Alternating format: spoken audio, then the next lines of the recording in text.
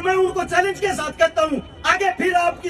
अरे मैं एक बात कहता हूं, 1927 में आप लोगों को इसलिए आजादी मिली थी।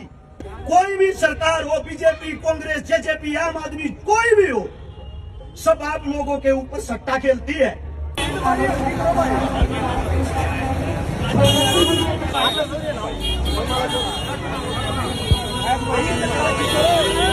दीपक लड्राहट जी भी हमारे साथ है, बहुत सहयोग करते हैं, समाज हित में कार्य करते हैं, उनका भी धन्यवाद करता हूँ। भाई हरत शिकारा करता है, दिल से धन्यवाद करता हूँ। जितने कदम आपने यहाँ पर सुल्तानपुरी में रखे हैं, हम आपके हमेशा आभारी रहेंगे। तालियां से कमेटी की तरफ से भाई हरत शिकारा जी का स्वागत कर रहे हैं गदा देकर।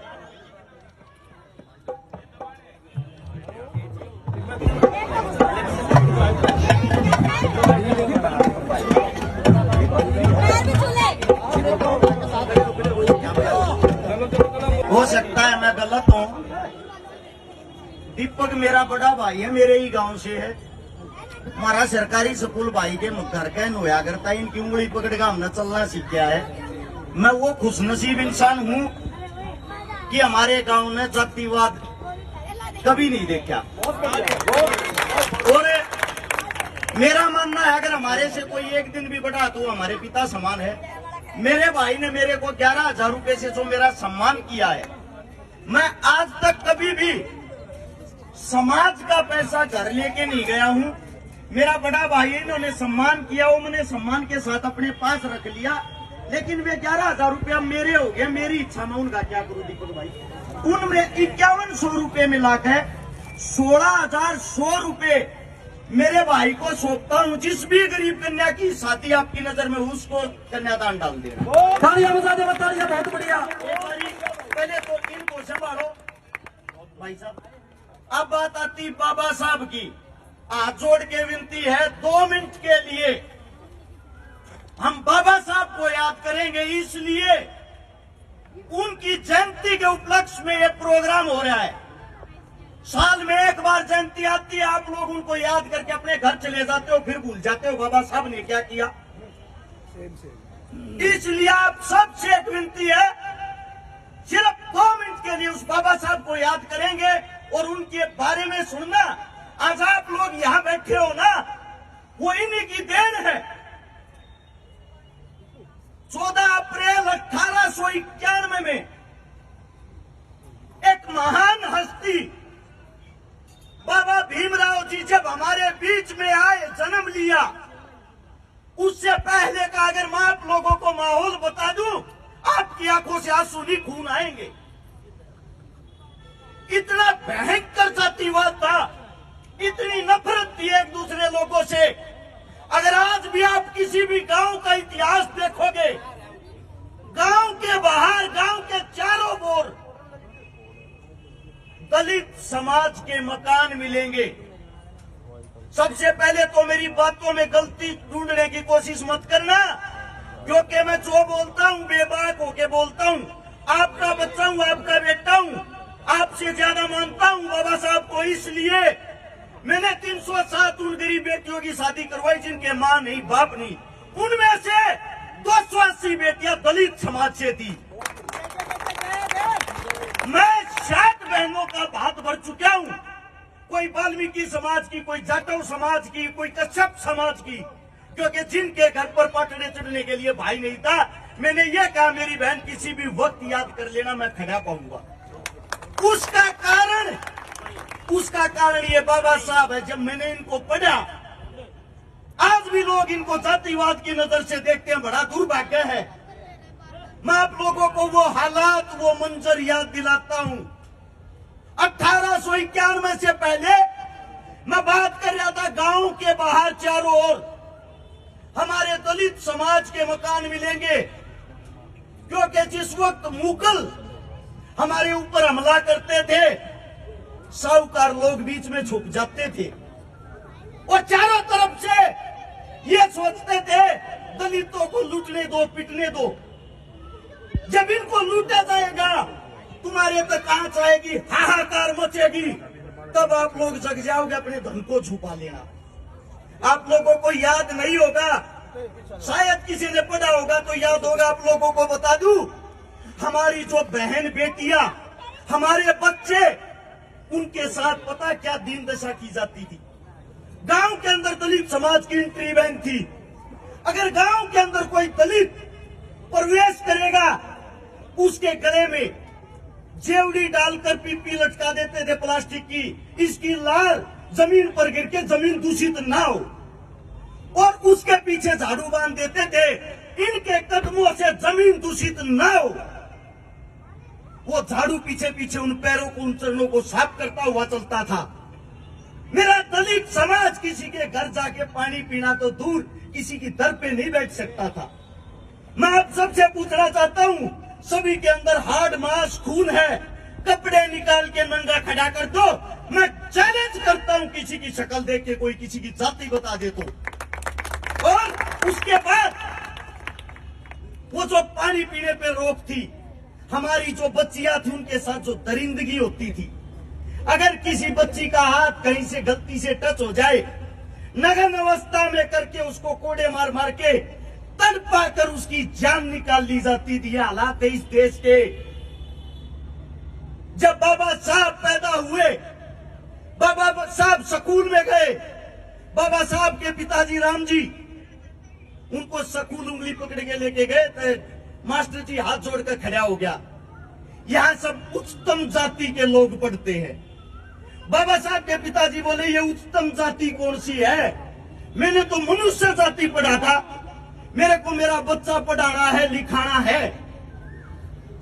मास्टर जी हाथ जोड़कर बोलते हैं, आपके बच्चे को जब पढ़ा सकता हूं, आपका बच्चा स्कूल के बाहर नहीं, स्कूल के अंदर क्लास में नहीं, स्कूल के बाहर बैठ के सुनेगा। आपका बच्चा अपने घर से अपने बैग में अलग से डालकर अपनी टाट लाएगा बैठने के लिए दरी। आपका बच्चा किसी को छुएगा नहीं, आपका बच्चा किसी के साथ खेलेगा नहीं, आपका बच्चा किसी के साथ बात नहीं करेगा। जब ये बात सुनी, राम जी ने कहा मुझे मंजूर है, क्योंकि मुझे मेरा बच्चा लड़ाका बनाना है। बाबा साहब बाहर बैठकर पढ़ते, और जब टीचर उनको पढ़ाते, टीचर को प्राइमरी क्लास तक बाबा साहब से प्रेम हो गया, प्यार हो गया। उस प्यार के कारण बाबा साहब हर बार फर्स्ट आए। बाबा साहब ने वो करके दिखाया उस वक्त। आज भी अगर आप लोग जाओगे, आप लोग बाहर देश जाओगे, अमेरिका, कनाडा, यूके, बाबा साहब जितने नंबर, बाबा साहब जितनी पढ़ाई आज भी कोई नहीं कर पाया। और वो उस वक्त की बात थी जिस वक्त कोई संसाधन ही नहीं थे। आप लोगों को एक गर्व की बात बता देता हूं, पूरे विश्व के अंदर, पूरे वर्ल्ड के अंदर सबसे ज्यादा अगर किसी की प्रतिमा वो बाबा साहब की। अब जिनकी इतनी मूर्तियां, इतनी प्रतिमा लगा रखी है, इसका मतलब उनके अंदर कोई तो खास बात होगी। अरे मैं एक बात कहता हूं, 1927 में आप लोगों को इसलिए आजादी मिली थी। 1927 की 20 मार्च को जब बाबा साहब समझदार हो गए, पढ़े लिखे हो गए, बड़े हो गए, 36 वर्ष उनकी उम्र थी, उन्होंने कहा मैं अपने आदमियों के लिए हक की लड़ाई लड़ूंगा। कौन कहता है मंदिर नहीं जा सकते? कौन कहता है हम पानी नहीं पी सकते तालाब से? मैं ये सब करके दिखाऊंगा। महाराष्ट्र के अंदर एक जगह है महाड़, महाड़ के वहां उच्चतम कोटि के जो आदमी अपने आप को समझते थे सब इकट्ठे हो गए, और सब ने बोला तेरे में हिम्मत है, तू मंदिर में घुस के दिखा, तेरे को यहीं काट के दाग देंगे। बाबा साहब ने चैलेंज किया, 3 दिन का समय देता हूं, आऊंगा, घुसूंगा, और इसी प्रांगण में बैठ के मैं भी पूजा करूंगा, और इसी तालाब में नहाऊंगा, इसी में पीऊंगा। उस चैलेंज को स्वीकार करते हुए 10,000 मेरे दलित भाइयों के साथ बाबा साहब वहां पहुंचे। जिनके आदमियों का रक्त बहा, खून खराबा हुआ, उनको मारा, बाबा साहब प्रेम से आगे बढ़ते रहे। उसी तालाब पे जाके बाबा साहब ने पानी पिया, और फिर उसके बाद इन अनेकों दलितों ने, हजारों दलितों ने वहां पानी पिया। बाबा साहब अपने साथ में 3 कुत्ते भी लेके गए, उन्होंने भी पानी पिया। उसके बाद मंदिर चढ़े, पूजा की और फिर बोले अब तो ये मंदिर भी दूषित हो गए, ये तालाब भी। मैं उन उच्चतम कोटियों के आदमियों से पूछना चाहता हूँ, अब आप लोग पानी कौन से ग्रह से लेके आओगे?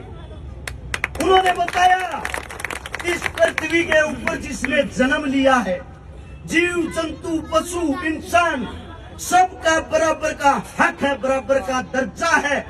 वो दिन है जिस दिन से हमें आजादी मिली, वो असली दिन था जिसके लिए बाबा साहब लड़ रहे थे।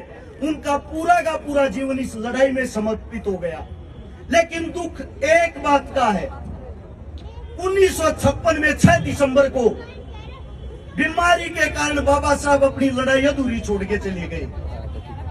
आज की जो सच्चाई है, कोई भी सरकार हो, बीजेपी, कांग्रेस, जेजेपी, आम आदमी, कोई भी हो, सब आप लोगों के ऊपर सट्टा खेलती है।